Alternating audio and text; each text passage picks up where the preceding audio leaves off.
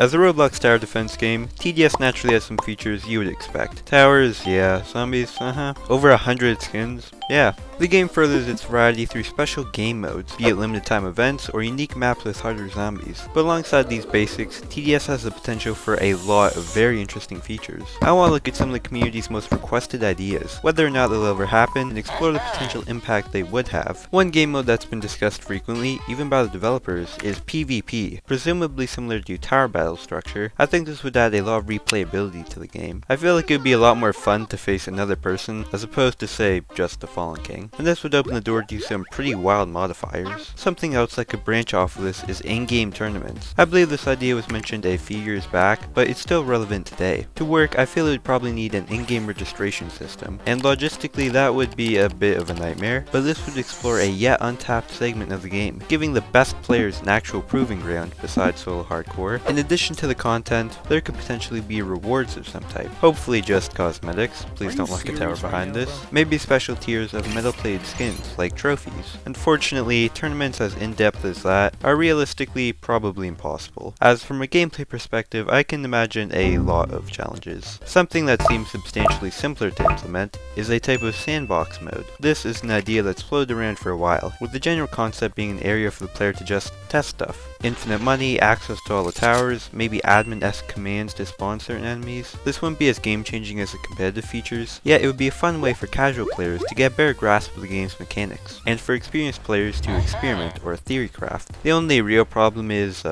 it's not happening, okay? I'm sorry. Of course, this is just my opinion, but I feel sandbox mode in this fashion would have a bit of a diminishing effect on the game as a whole. Like a separate mode where you can just do anything? I don't know. TDS is a game that takes itself seriously, generally, and I don't feel like a freeform mode like this really fits the game's aesthetic, despite the number of people who have requested it, which is a lot, but not on par with the questions about trading. Like here. Hey, please consider subscribing if you aren't. Another highly requested feature, one which actually has had a few indicators of a potential release. However, if a sandbox mode is a little controversial, trading is a pretty divisive topic in the community. But why? I mean, the positives are enticing. As with competitive features, it would add an entirely new facet to the game. Some of the biggest properties on Roblox have trading communities, and if TDS, a game already focused on exclusivity, were to get one, it could majorly boost player numbers. Plus, it would allow newer people to potentially obtain old, previously unobtainable items. Like personally, I really want some of those Halloween 2019 skins. However, some people may not see that as a positive, as a part of TDS's identity is gatekeeping. There are instances where the game itself encourages it, such as with the seasonal events. People with rare event towers or skins are a lot more likely to feel upset when the rarity of their item is diminished and everyone can just get it. The issue is more nuanced, like it can move the focus from a tower defense game to more of a social hangout game.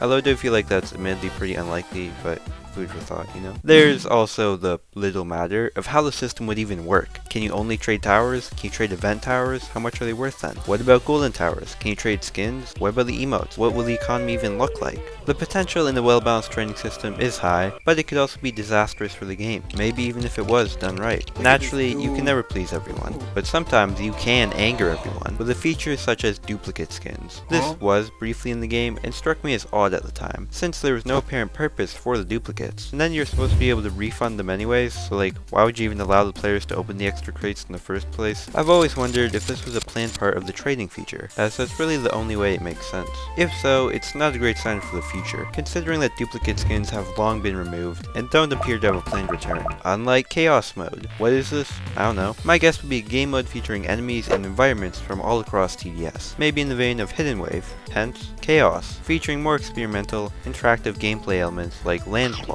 or the Solar Eclipse Cannon, as it's been stated that Chaos Mode would utilize mechanics from the Duck Hunt event, possibly including the Defend the Center style gameplay, which would allow for a lot more creativity when designing waves. Personally, the idea of a Chaos Mode sounds pretty promising, as it could incorporate ideas typically outside the limits of a tower defense game, which is kinda true for all of these features. It's fun to speculate, but at the end of the day there's a reason these features aren't in the game. Although hey, maybe one day. Obviously, these are just my opinions though, so leave a comment. Please subscribe if you aren't already, it only takes a second and helps a lot.